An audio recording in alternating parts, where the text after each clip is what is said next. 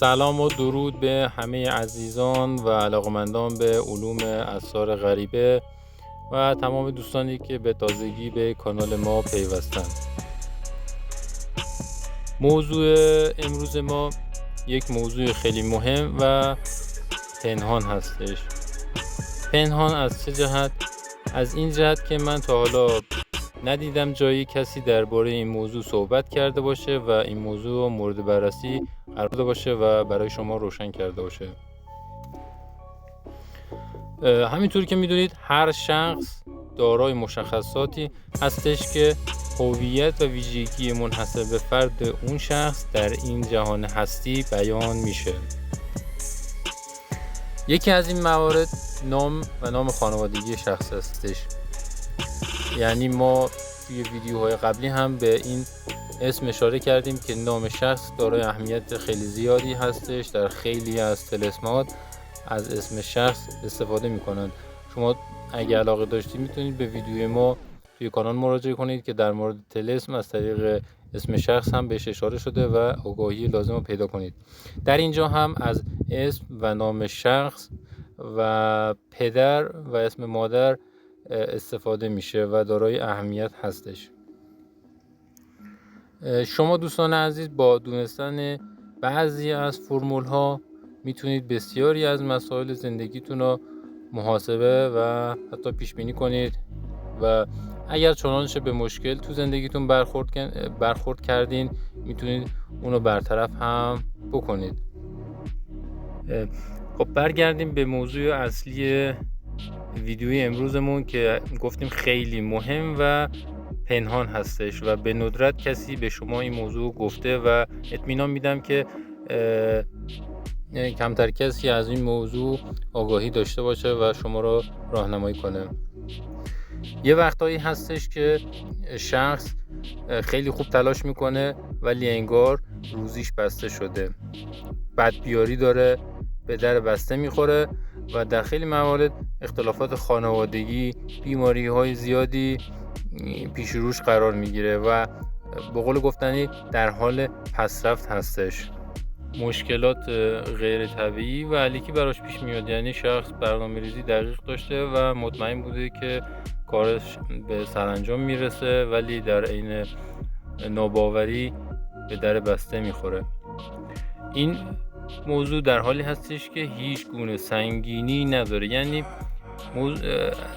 منظور از سنگینی این هستش که هیچ طلسم و جادویی نشده، مشکل همزاد نداره، چشم زخم نداره و حتی جن زدگی هم نیستش.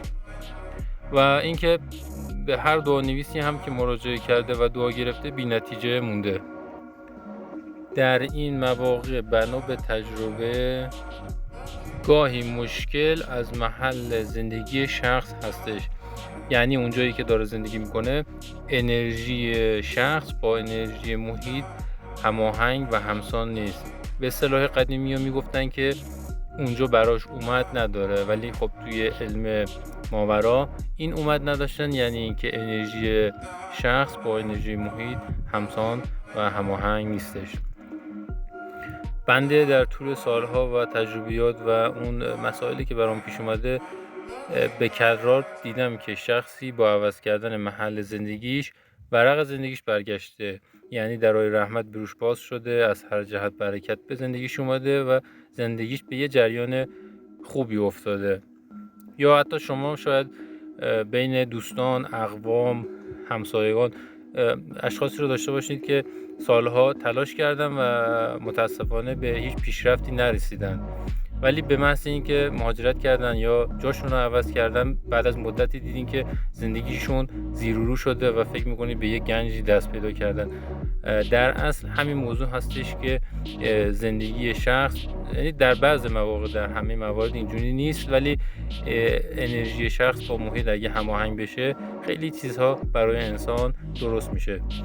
برای اینکه این موضوع ما متوجه بشیم که چگونه هستش راهکارهای متفاوتی وجود داره، ولی یکی از این راهکارها فرمول شیخ بهایی هستش که با دونستن طالع محل زندگی و اقامتتون شما میتونید زندگیتون رو به جریان بیاندازید. برای حساب کردن این موضوع شما باید به تسلط کامل بر حروف ابجد و بعضی مسائل دیگه داشته باشید که به نظر من تو این ویدیو جایی نداره که من به شما دوستان عزیز توضیح بدم و اگه علاقه‌مند بودید به من بگید تا در یک ویدیو جداگانه برای شما این موضوع رو مطرح کنم و روش محاسبه‌اش رو برای شما دوستان عزیز بیان کنم.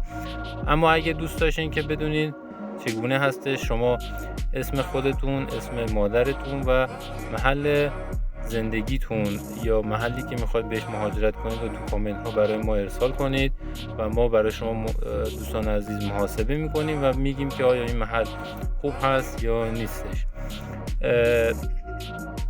اگر تا آخر ویدیو با ما همراه بودید و این موضوع برای شما جذاب بودش و به کمک کار شما اومد، امیدوارم که با لایک و کامنت ها و سابسکرایبتون از ما حمایت کنید.